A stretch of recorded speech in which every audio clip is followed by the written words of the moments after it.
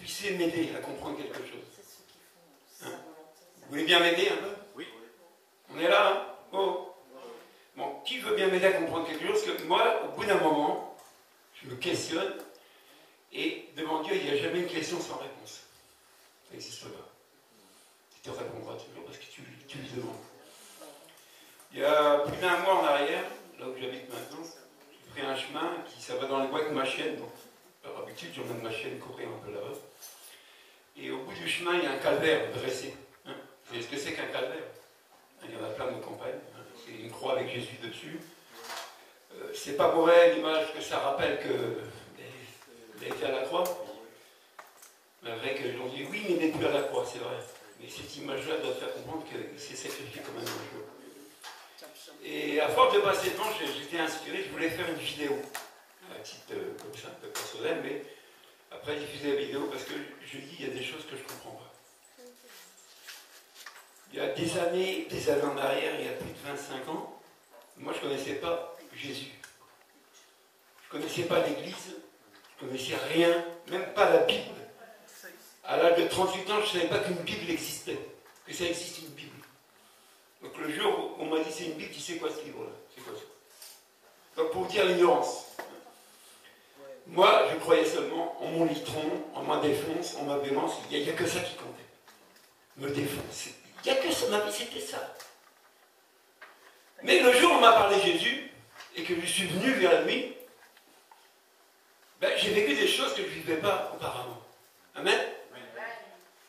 J'ai découvert des choses que je ne connaissais pas.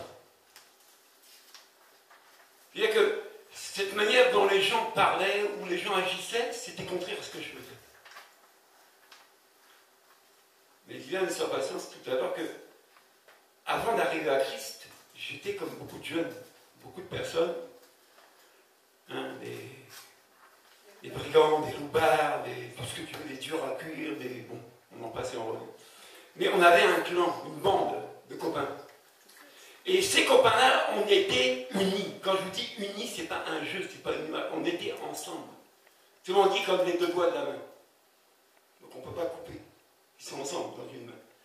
Donc on était comme ça, unis. C'est-à-dire que tu touchais un, tu touchais aux autres. Quelqu'un avait, un dans la bande n'avait plus rien, tous les autres donnaient. C'est-à-dire qu'on était tellement ensemble que non, ça faisait un bloc. Hein? On était un bloc. Et pourtant, on était à des âges différents, à nationalités différentes, de quartiers différents, de couches sociales différentes. Mais quand on était ensemble, on ne regardait pas tout ça. On ne regardait pas nos différences. On était ensemble. Et qu'est-ce qu'on faisait? On buvait ensemble. On était ensemble, on faisait tout ensemble. Même les filles, c'était ensemble. C'est les nôtres. Tu la veux, prends-la. C'est la nôtre, c'est mon clan. Hein, c'est la famille. Hein? On était arrivés. Non, on était un summum, vous savez. Quand on voit les jeunes du quartier maintenant, moi je rigole, c'est des agneaux par rapport à des époques avant. Quand on regarde aujourd'hui, pour beaucoup, ça surprend leur attitude. Mais vous croyez que des années avant, c'était mieux, nous? C'est pas mieux. Nous, on tirait un coup de flingue dessus. Un coup de revolver, des vrais, hein, pas pistolet, pas fille. Du vrai pétard. Pour vous dire que quand tu ne connais pas Jésus, tu es comme ça. Et c'est compréhensible. Tu n'as plus de valeur, tu n'as pas de repère. Ton Dieu, c'est toi. Hein? Un anarchiste, c'est quoi? Ni Dieu ni maître. C'est toi ton Dieu, c'est toi ton maître. Et question de ces gens-là te diront, je fais ce que je veux. C'est ma vie, je n'ai pas de compte à prendre. Hein? Les gens sont comme ça. Mais quand Jésus t'attrape, tu n'es plus jamais comme ça. Ou alors, je ne comprends pas la Bible quand je la lis. Donc, mon questionnement, c'était quoi? Ce vécu que j'ai eu dans la société, dans le monde, avec mes copains, je me dis, mais qu'est-ce qui se passe dans l'évangile, dans nos assemblées, pour qu'il y ait autant de problèmes entre les gens? Je dis, je ne comprends plus. Pour un oui, pour un non, c'est des querelles, c'est des mots, c'est des disputes, c'est des regards, je dis, non, c'est pas possible. Je dis, Dieu, qu'est-ce qui se passe? C'est pas possible. Quand je lis les textes de la Bible, mais c'est pas ce que tu nous as dit, Jésus. C'est parce que Jésus nous a enseigné, Dieu nous a dit que c'est pas possible. pourquoi on en arrive aujourd'hui à un tel summum bientôt de haine dans l'Église? Je dis non. Vous savez, un abcès, au bout d'un moment, quand il est défait, il faut le percer. Sans ça pourrit tout le corps. Alors, que ce matin, Dieu nous fasse grâce de percer cet abcès qui est en train de pourrir l'Église. Et ça nous pourrit avec. Peut-être je vais être cru dans mon message ce matin, mais je dis au bout d'un moment, vérité pour vérité, il faut être vrai. Parce que c'est ça la vérité de cette parole qui va libérer du mensonge. Il n'y a pas d'autre vérité que la Bible. Et même Jésus n'a pas été tendre avec ses disciples, n'a pas été tendre avec les religieux. Mais il leur a dit ce qu'il avait à leur dire. Amen. Donc, on va essayer de comprendre qu'est-ce qui se passe, mes frères et sœurs. Et c'est pas possible. On ne peut pas être dans une même assemblée, avoir accepté Jésus nous tous, et être chien et chat. C'est pas possible. C'est pas possible. Il y a un problème quelque part. Et je dis que s'il y a un problème, eh bien, il y a une solution, obligée. Pour ça, ça ne s'appelle pas problème. Alors, ne venez pas dire qu'il n'y a pas de problème. Ce serait mentir. On a des problèmes. Et les problèmes, ce n'est pas dehors, c'est nous. Quand je dis nous, je suis avec. Hein. De toute façon, je ne m'enlève pas des... C'est nous tous. On va lire la Bible ce matin.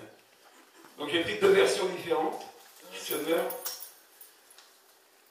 et l'autre version. On connaît... c'est... Voilà. Vie nouvelle. Louis II, 21. Et on va lire des textes ensemble. Éphésiens 2, versets 11 à 22. J'avais dit tantôt, là, une dame, là, une cliente, j'avais été nettoyer une véranda, elle m'avait dit que elle avait rencontré des bouddhistes, des musulmans, des chrétiens, de tout, des protestants, des catholiques. Et elle m'a dit, je n'ai jamais vu des gens aussi méchants qu'eux. Donc moi, quand elle m'a cité ça, ça m'a secoué. Je me dis, pour lui témoigner Christ après, c'est du boulot. Hein. Mais c'est ce qu'elle m'a dit, la dame. Bon, tort ou raison, Dieu est maître de tout. Amen. Éphésiens 2. Alors, ce qu'on lit ici, c'est la Bible. Hein. Ce n'est pas le livre de Régis parce qu'il a envie de lire ce qu'il a envie de lire. C'est la Bible. Ce qu'on appelle les Saintes Écritures.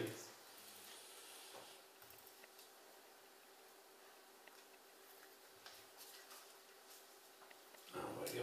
On y va doucement. Mais on y va sûrement. À partir du verset 11.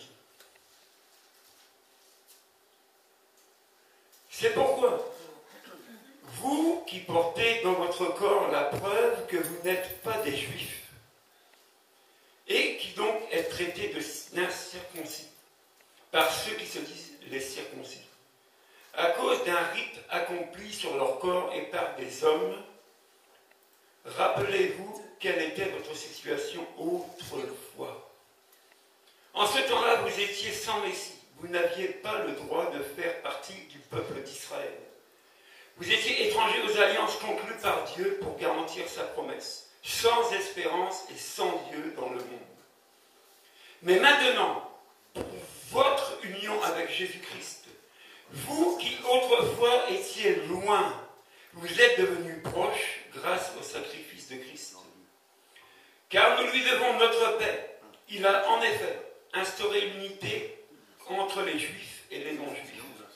Et il a abattu le mur qui les séparait. Amen. Il a abattu le mur qui les séparait. Ce mur n'existe plus. Amen. Et en effet, de ce qui faisait d'eux des ennemis, c'est-à-dire de la loi de Moïse dans ses commandements et ses règles.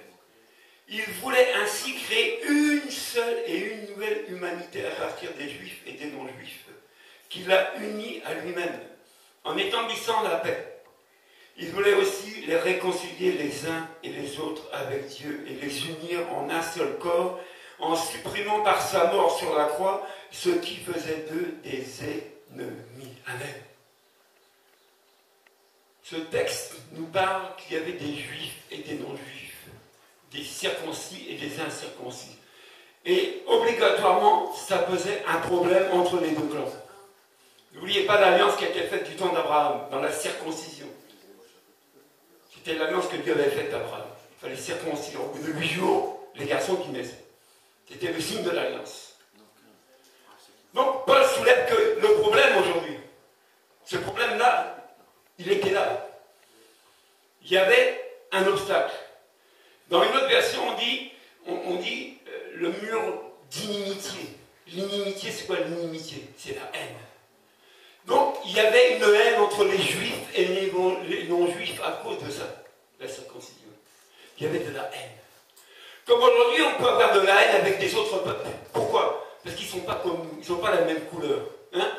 Ils n'ont pas les mêmes façons de faire que nous.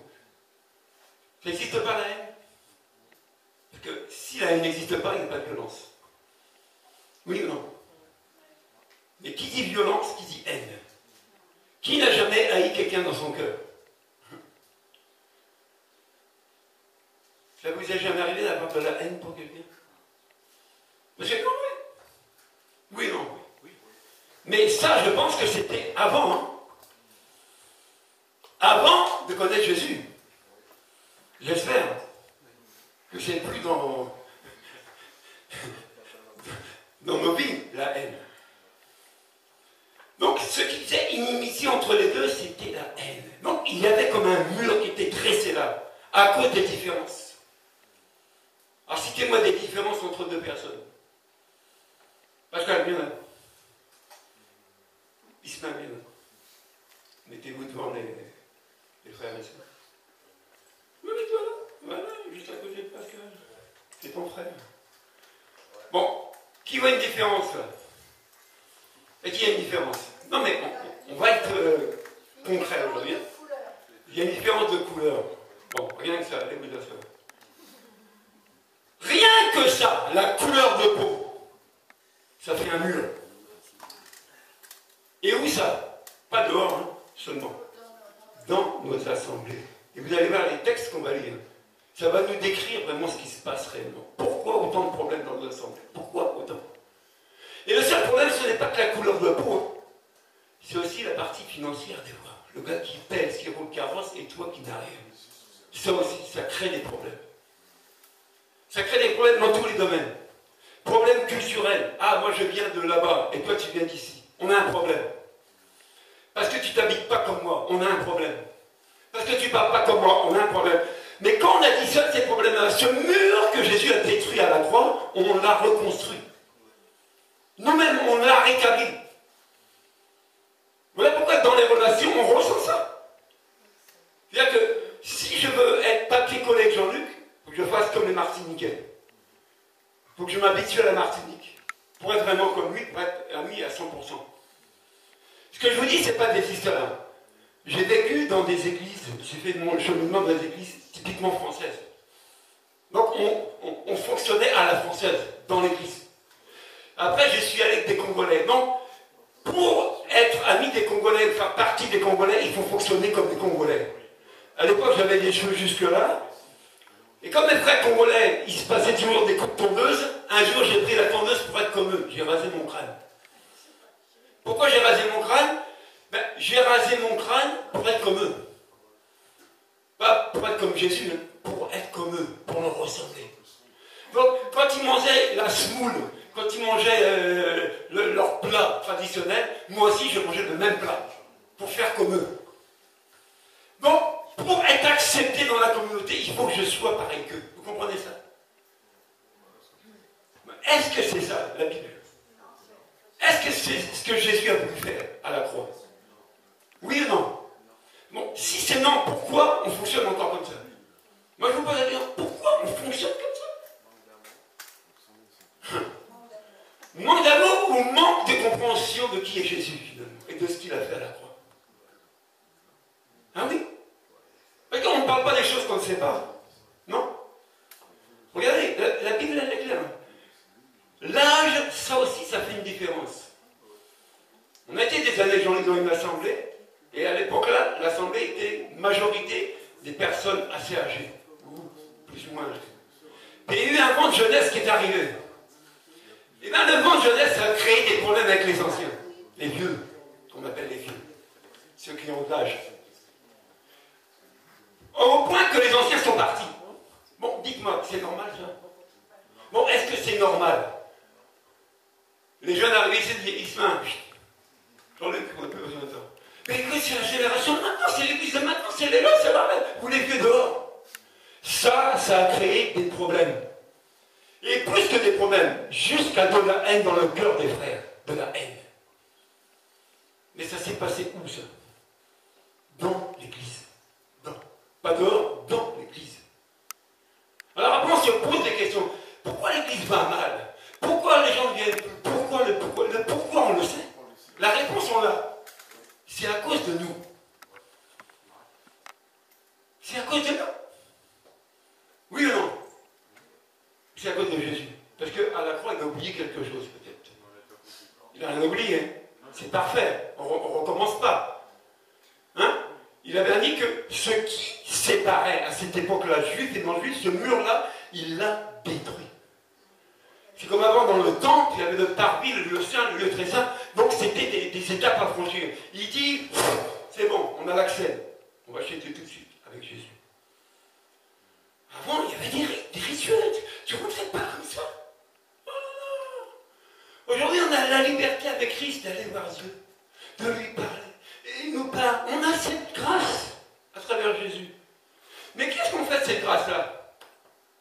Au lieu de bien l'utiliser, on l'utilise mal. Pourquoi? Parce qu'on ne pense qu'à nous. C'est moi. Moi, rien que moi. Mais le problème, c'est que tu n'es pas tout seul. C'est qu'il y a d'autres personnes avec toi. Bon, on en fait quoi? On en fait quoi?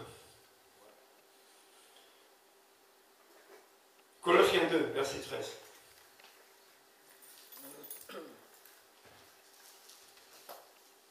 Qu'est-ce que nous dit Colossiens 2, verset 13? Et vous qui étiez morts à cause de vos fautes, et parce que vous étiez incirconcis, Dieu vous a donné la vie avec Christ.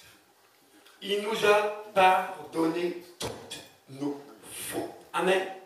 Il n'y a pas une faute qu'on a commise que Christ n'a pas pardonné. Ou alors, il y a quelque chose qu'il a oublié à la croix. Car il a annulé l'acte qui établissait nos manquements à l'égard des commandements. Oui, il l'a effacé, le clouant sur la croix. Là, il a désarmé toute autorité, tout pouvoir, les donnant publiquement en spectacle, car il les a traités dans son cortège, triomphal après sa victoire à la croix. C'est pourquoi ne vous laissez pas juger que personne à propos de ce que vous mangez ou de ce que vous buvez, ou au sujet de l'observation des jours des fêtes, des nouvelles lunes et des je ne sais quoi encore. Tout cela n'était que l'ombre des choses à venir. La réalité était en Christ. Ne vous laissez pas condamner par des gens qui prennent plaisir à s'humilier et à se donner à un culte des anges. Ils se livrent à leur vision. Ils s'enflent d'orgueil, une raison poussée par leur pensée humaine. Ils ne s'attachent pas à Christ, qui est le chef et la tête. C'est de lui que le corps tout entier tire sa croissance comme Dieu le veut, grâce à la cohésion et à l'unité que lui apportent les articulations et les ligaments. Amen. Quand tu lis ces textes-là, tu ne peux pas dire je ne comprends pas. Tu es obligé de comprendre comment ça fonctionne, c'est pas possible. On revient au texte des dames. Ce qui causait problème à cette époque-là, c'était la circoncision des juifs et les non-juifs. Amen. Ce qui cause problème encore aujourd'hui avec nous, c'est quoi? C'est la culture. Je vous disais tantôt, pour intégrer cette communauté congolaise, il fallait que je mange comme eux, que je me rase la tête comme eux, peut-être que je me fringue comme eux, que je parle comme eux. Quitte à même chanter du Lingala. Pour dire, ah oui, il est des nôtres. Mais c'est pas ce que Jésus a dit, non? Il n'y a pas de photocopie chez Dieu. Nous sommes tous différents. Tous. Ah oui? Mais d'où viennent les problèmes? Ben, les problèmes viennent parce qu'on fait des différences. Ah, t'as vu le gars qui mange là? Ah. Et puis l'autre là-bas. T'as vu la sœur comment elle est fringuée? Et puis l'autre là-bas. Sans arrêt, on ressasse ça. Sans arrêt, on parle là-dessus. Sans arrêt, on est dans ces pensées-là. Et tu as vu son attitude. Et tu as vu comment il chante, c'est une vraie casserole. Et tu as vu comment il danse, c'est qu'un canard boiteux. Mais sans arrêt, on ne cesse de parler comme ça. Au lieu de regarder l'autre qui est semblable à toi, au lieu de regarder l'autre à travers Jésus qui est parfait, non, tu regardes les différences. Et c'est là que tu t'arrêtes et tu parles des différences. Est-ce que critiquer veut dire une définition de critique? C'est quand tu parles couramment des défauts des autres. critique. Dieu n'a pas dit qu'il faut critiquer. Il a dit qu'il faut critiquer quelqu'un. Il n'a pas dit qu'il faut aimer. Il n'a pas dit critiquer. Mais on a peine à avancer à cause de tout ça. Parce qu'à un moment, on ne peut pas lâcher nos bagages. On se revendique d'être un tel. J'étais au téléphone avec un frère qui s'est marié avec une sœur africaine. Mais je lui dis au frère, tu n'as pas à subir sa culture. Tu es en Christ, elle aussi. C'est la culture de Christ que vous devez manifester. C'est pas celle du pays, c'est pas la tienne. On s'en fout de ça. Amen. On a un code de la route, nous en tant que chrétiens, ça s'appelle le code de la route. Tu dois le suivre, sans ça, on fait accident. On tourne un cratère, on va dans le champ, hein, parce qu'on fait accident. Ah oui. Pas non plus, on réduit la vitesse. On double pas comme ça. Amen. Mais est-ce que ce livre-là, qui est notre livre de conduite, dans le courant de ce qu'il contient. Je dis à un jeune garçon, il dit, ah, moi je sais conduire, je donne du permis. Il dit, ok. Il dit le panneau, là, virage à droite dangereux. Tu sais ce qu'il veut dire? Il dit non. Ben, j'ai dit, si tu ne sais pas ce que veut dire le panneau virage à droite dangereux, tu vas arriver vite, tu vas louper le virage et tu risques de te tuer. Parce que tu ne connais pas la signification du panneau. Et bien nous, les chrétiens, c'est pareil. Si on ne connaît pas la Bible, on va se tuer. Il y avait un message qui était, ne vous mordez pas. Comme des chiens. Mais aimez-vous. Moi, je préfère qu'on m'aime qu'on me morde. Vous êtes d'accord avec moi? Franchement. Hein? Je préfère que ma femme m'embrasse qu'elle m'engueule. Hein. C'est plus agréable à vivre, non? Ben, je suis heureux. Oui ou non? Les enfants, ils préfèrent qu'on les embrasse plutôt qu'on leur mette des fessées tout le temps, non? C'est mieux, non? Puis pour l'atmosphère, c'est mieux à vivre, hein? Bon, pourquoi on ne fait pas pareil dans l'église? Pourquoi on ne prend pas un grand tiroir, on met nos différents dedans, et on le ferme, puis on n'ouvre plus? Et c'est fini. C'est scellé. On n'y touche plus. C'était avant. Mais bon. On continue. Galates 3. Ça, c'est un peu plus hard. Galates. Pour beaucoup, on connaît ces textes-là, vous savez. Mais est-ce qu'on comprend l'importance des mots quand on lit la Bible? Qu'est-ce que Jésus veut nous dire? C'est ça. Parce qu'on va voir la finalité. Parce qu'il y a une finalité à ces choses-là. Galates 3, verset 26. Car par la foi en Jésus-Christ, vous êtes tous fils et filles de Dieu. Car vous tous qui avez été baptisés pour Christ, vous vous êtes revêtus de Christ. Il n'y a plus ni juif, il n'y a plus ni non-juif. Il n'y a plus ni esclave, ni homme libre. Il n'y a plus ni homme, ni femme. L'uni à Jésus-Christ, vous êtes tous un. Vous êtes tous un. C'est pas vous êtes tous différents. Non, vous êtes tous un. C'est la Bible. Amen. Ça, c'est les Écritures. Vous êtes tous un. Si vous lui appartenez, vous êtes de la descendance d'Abraham. Et donc aussi les héritiers des biens que Dieu a promis à Abraham. Amen. Il n'y a plus de juifs ni de non-juifs. Il n'y a plus de circoncision ni d'incirconcision. Il n'y a plus d'esclaves, il n'y a plus de libres. C'était des catégories de personnes qui créaient des problèmes les uns envers les autres. Moi, je dis, quand j'entends des propos, même dans les assemblées, sur du racisme, je dis, mais qu'est-ce que le racisme vient faire chez Dieu? Mais c'était avant qu'il aille à la croix. C'est là que les problèmes étaient, non?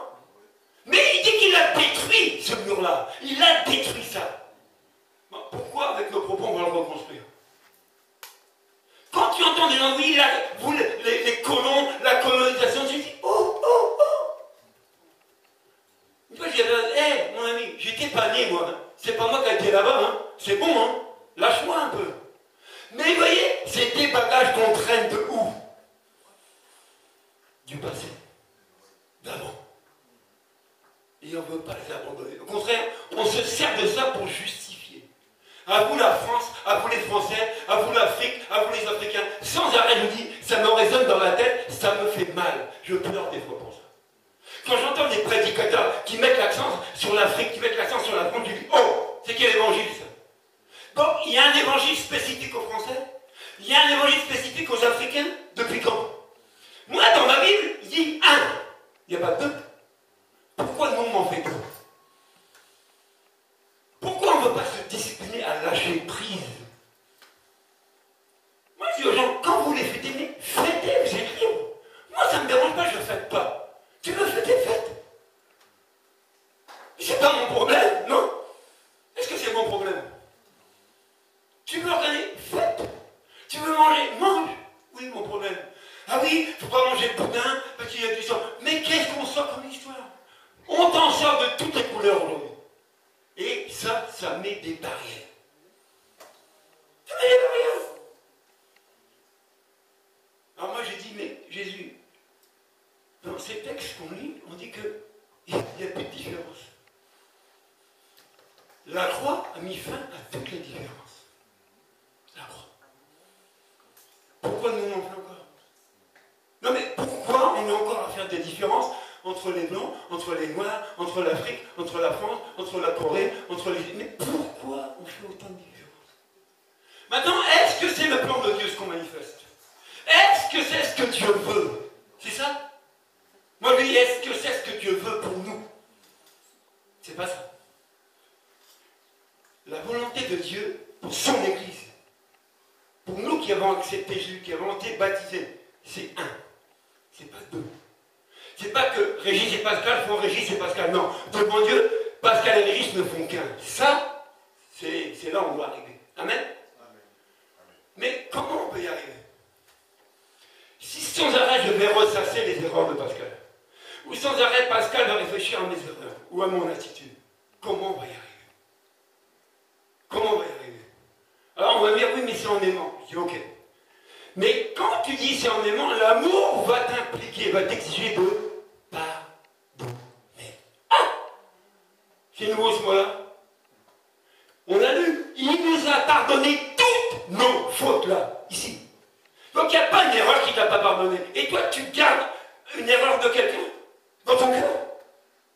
Mais ça va faire un mur avec ton frère ou ta soeur. Tu n'iras pas plus loin. Parce que le non-pardon te bloque, que tu veuilles ou tu ne veuilles pas. Le non-pardon te bloquera. Tant que tu ne lâches pas prise. C'est-à-dire que Dieu a plein de bénédictions en réserve qui veut te donner. Mais il voit non. Il y a un obstacle. Il dit non, mon ami, il faut l'empêcher. Qu'est-ce qui empêchait les juifs et les non-juifs d'être ensemble? Qu'est-ce qui empêchait à cette époque-là les juifs et les non-juifs d'être ensemble? On l'a lu? Si vous suivez. La circoncision, c'était le gros problème. Oui ou non? Mais Christ a mis fin à tout ça. Il a annulé tout ça, c'est fini. Quand j'entends comme des frères qui disent oui, mon enfant est né, on fait une fête pour la circoncision. Tu vois, je viens faire, bon, il a quel âge ton enfant pour le faire circoncire? Ah, il a 1 mois. Je dis, bon, laisse tomber. La vie, c'est 8 jours.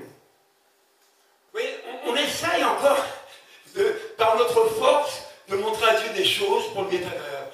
Mais la circoncision n'a pas de valeur. On s'en fout. Non, mais on n'arrête pas dans nos traditions.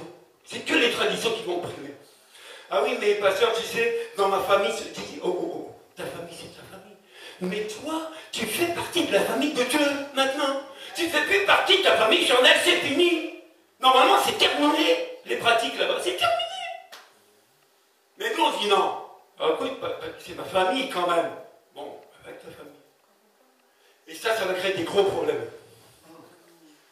Et pas des gros problèmes, des mal problèmes. Mais oui.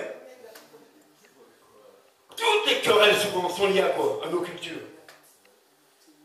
Notre manière de penser. Parce que moi j'ai ma conviction qui a arrêté. Je ne bougerai pas. C'est comme ça. Donc tu ne veux même pas écouter les autres. Je suis comme ça. Je dis, si tes convictions sont bibliques, ok. On t'écoute, c'est biblique. Mais si elles ne sont pas bibliques, mais tu t'envoies dans le mur, mon garçon. Arrête ça. Reviens à Christ. Lui, Christ nous a laissé quelque chose, le livre de vie, c'est ça. Qu'est-ce qu'on fait avec? On vit encore comme avant? On parle comme avant? On se chicote comme avant? Moi, si ce message est venu dans mon cœur, c'est parce que, au bout d'un moment, je suis fatigué. Je dis, mais à quoi servir Dieu dans cette affaire? À quoi bon? Mais c'est que chien et chat. On n'est même pas capable de se parler face à face. On ne sait plus faire. On sort d'ici, on parle derrière. On parle à la maison de l'autre. Alors tu viens de le voir, tu viens de le quitter, tu parles encore sur son dos. Je dis, mais c'est quoi ça? C'est quoi cet évangile? Mais c'est un évangile de destruction, c'est ça. Donc Jésus dit, moi je ne suis pas venu pour vous juger, je suis venu pour vous sauver. Et toi, tu te là pour juger. Bon, mon ami, on va sauver combien de personnes comme ça? On va sauver combien d'âmes comme ça? Combien? Combien? Ah oui? Mais les textes, ils sont là. Ils sont par ailleurs, ils sont là sous nos yeux. Mais au lieu de regarder les beaux trucs à la télé, regarde ta Bible, lis-la. Tu comprendras quelle est la volonté de Dieu. Ah oui? Mais si on vit avec le cours de ce siècle, hein? Regardez, moi je dis toujours, je ne fais pas de politique. Hein? Nous sommes en République. Hein? Nous sommes dans un pays où on vote des lois, des gens sont mis en place, c'est eux qui nous représentent. Je ne peux rien, c'est comme ça. C'est le pays qui est comme ça, qui fonctionne comme ça. Et même leur fonctionnement, si on creuse la Bible, ça vient là. Ils n'ont rien inventé, nos politiciens, rien. Mais quand vous voyez la belle marionnette qui vient de se passer, et quand vous voyez qu'ils ne sont même pas capables d'être d'accord, je dis, mais il n'y a pas que.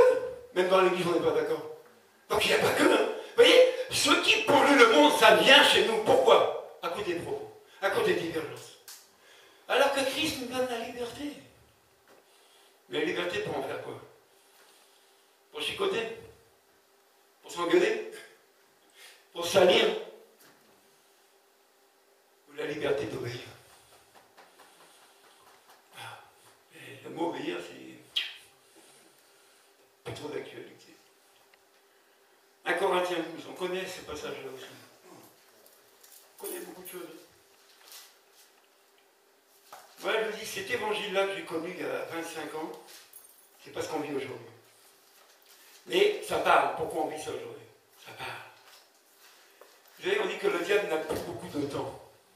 Et il cherche à détruire le maximum. Amen. Le diable, son boulot, c'est de détruire un maximum. Il sait que ça chauffe, c'est bientôt. Oui ou non? Bon, nous, on cherche à faire quoi?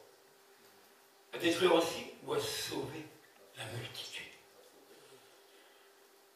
J'écoutais Mamadou Carambéry, cet homme-là. Il disait, la même puissance qui était avec Jésus, tu l'as aussi. Oui. Ah oh. Le même pouvoir que Jésus avait, tu l'as aussi. Oui. Mais dis, on en fait quoi? On l'utilise comment? C'est ça le problème qu'on a. Amen? On ne sait pas bien l'utiliser. Bon. Vous voyez, c'est comme j'ai un fusil, je le pointe sur Pascal, et puis à un moment, je tourne le canon vers moi et j'appuie sur la gâchette. Pourtant, j'ai un fusil. Mais l'autre tire là, je me tire dedans. À la Bible, c'est pareil. Tu l'utilises mal, tu tires dedans. Ah non, j'étais trop loin. Non, on a le Galatin. Ouais, 1 Corinthiens 12.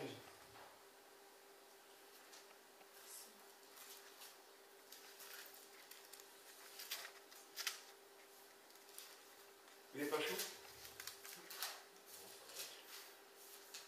Allez, on y va. Donc c'est Paul hein, qui fait référence au corps humain. Il dit le corps humain forme un tout. Comprenez bien ce qu'on lit. Hein. Le corps humain forme un tout, et pourtant il y a beaucoup d'organes. C'est vrai. Hein, j'ai une tête, j'ai des bras, j'ai des boyaux, j'ai tout ça, c'est beaucoup, mais c'est mon corps. J'ai un corps. Voilà. Dans leur multiplicité, ne constitue qu'un seul corps. Donc c'est multiple, mais c'est un seul corps. Il en va de même pour ceux qui sont unis. Pas divisés, unis à Christ. Il en va de même pour eux. En effet, nous avons tous été baptisés d'un seul et même esprit. Oui ou non? Oui. Pour former un seul corps. Oui ou non?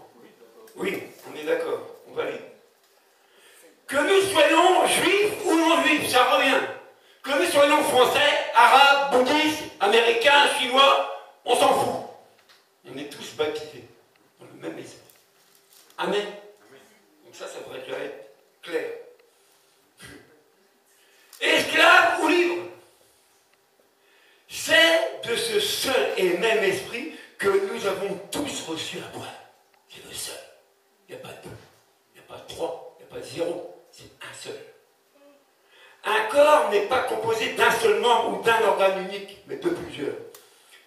Bon, on ne va pas lire jusqu'au bout, mais comprenez la signification des textes comme ça. C'est-à-dire que tu peux pas dire moi, non. Si tu es avec Christ, tu n'es plus moi, c'est nous. Il y a une histoire qui disait, le roi dit je veux. Le peuple a dit non, nous voulons. Amen. Donc, l'Église veut dire je veux. L'Église dit nous voulons. Nous voulons. Ensemble, nous voulons sauver les perdus. Nous voulons travailler ensemble. Nous voulons avancer ensemble. C'est ensemble. C'est pas chacun qui tire à droite et l'autre qui tire à gauche, ça va casser. Mais dans nos assemblées, souvent, on fait tout pour faire avancer l'heure et il y en a qui viennent tout pour faire reculer. Pourquoi? Parce que la tête du gars ne plaît pas. La tête de la sœur ne plaît pas. Sa façon de parler ne me plaît pas. Tes propos ne... Bon, il n'y a rien qui te plaît. Bon, est-ce qu'on va afficher un menu à la carte maintenant? Bon, dimanche prochain, voici le nom du prédicateur. Comme ça, s'il ne plaît pas, tu ne viens pas. Si c'est lui que tu aimes bien, tu viens, tu cours. Si c'est l'autre, là, le grand à lunettes, le moustachu. Non, lui, non. Vous savez, j'ai entendu encore des propos, mais je dis Dieu merci. Comme ça dit, je suis content. La Bible dit, heureux serez-vous quand vous serez persécutés, qu'on dira des fausses choses sur vous. Heureux. Moi, quand j'en suis sur ma tête, je suis heureux. Mais c'est écrit que je suis heureux, pourquoi je vais pleurer? Pourquoi je vais me plaindre? Si Jésus, on l'a sali, on l'a traité comme ça. Si les disciples ont le même salaire, tu crois qu'on va t'épargner, nous? Je vous l'ai toujours dit ici, quand tu veux être vrai, tu n'as presque plus d'amis. C'est fini. Parce qu'on aime bien être double. Hein? On aime bien être à moitié. Mais le problème avec Jésus, il dit, il faut être un. Pas divisé, un. Un en quoi? En lui. Et un ensemble. Il faut comprendre les dimensions des choses. On continue. 2 Corinthiens 5, verset 17. Qui peut me citer ça de mémoire? 2 Corinthiens 5, 17. Bon, voici que tu cites ça tout de suite, le verset. Qui peut me citer ces versets-là sans lire la Bible?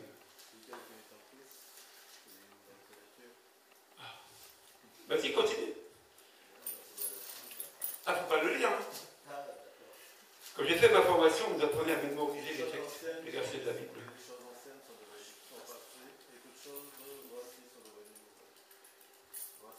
Voilà, dans ma version, je n'ai pas lu l'autre version, mais je sais pas beaucoup l'ont, mais la version Summer, il n'y a pas beaucoup qui la lisent. Ainsi, si quelqu'un est uni, revient uni, dans le mot uni, il y a un.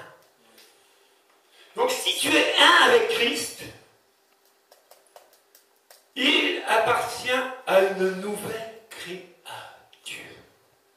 Qui dit nouvelle créature, dit pas ancienne créature. C'est des choses nouvelles. Tu es une nouvelle personne.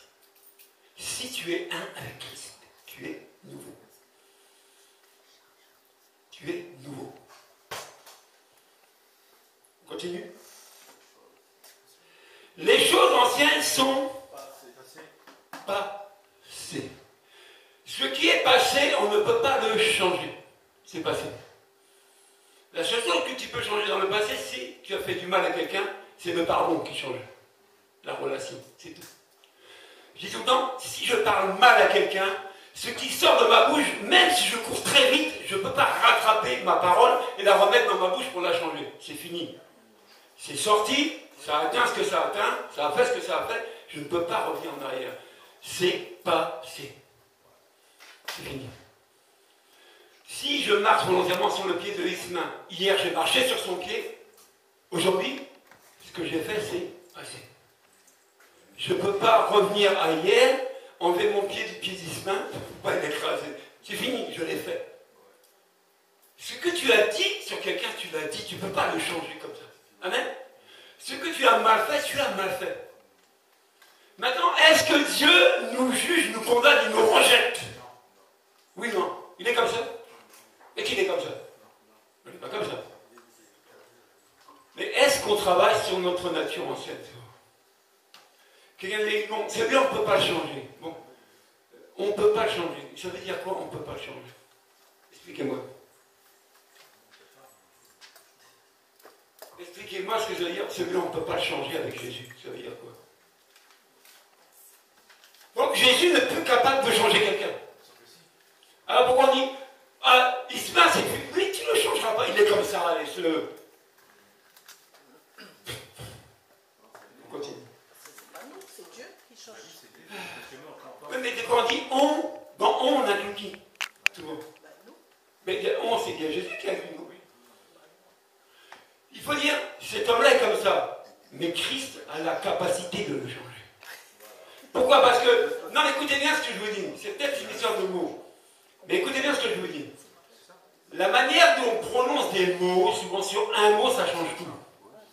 Un mot, dans notre vocabulaire, peut tout changer. Dans la vie de quelqu'un. Quand Jésus dit, ne maudissez pas, mais bénissez. Ça veut dire quoi? Dans bénir, il y a bien, dans maudire, il y a mal. Donc tout ce qui est bon, tout ce qui est bonne parole, tout ce qui est bien, ça doit être le sujet de nos louanges, de nos dictes. Dictons, dicter, dire. C'est ça. Mais tout ce qui est avant, c'est passé. On ne doit plus être dans ces propos-là. On doit avoir terminé ça. Donc il faut qu'on s'exerce aussi. Voir quelqu'un qui est mauvais, il est mauvais. On ne peut pas appeler le mal bien. Si la personne est mauvaise, elle est mauvaise. Mais qu'est-ce qu'on fait si la personne est mauvaise, nous? Non, ça, puis c'est pas Ismaël, il est mauvais. Tu veux que je te raconte? Bien voir. Et puis, concerne, elle appelle quelqu'un d'autre. Non, tu sais pas ce que Ismaël dit. Ismaël est mauvais. Bon, ce que Jésus avait détruit là, qui séparait, avec nos bouches, on le reconstruit. Vous voyez? Et on bloque tout le monde. Tu te bloques, tu bloques ton frère parce qu'il ne peut pas être libéré, tu bloques tout le monde. Donc finalement, on gagne quoi? Qu'est-ce qu'on gagne? À ce petit jeu-là, on gagne quoi? On perd. On perd régulièrement des personnes. Voilà. Alors, on n'a pas fini avec eux. Regardez plus loin. Tout cela est l'œuvre de Dieu, qui nous a réconciliés avec lui par Christ et qui nous a confié quoi? Le ministère de la réconciliation. Pourquoi? Parce qu'avant il y avait séparation.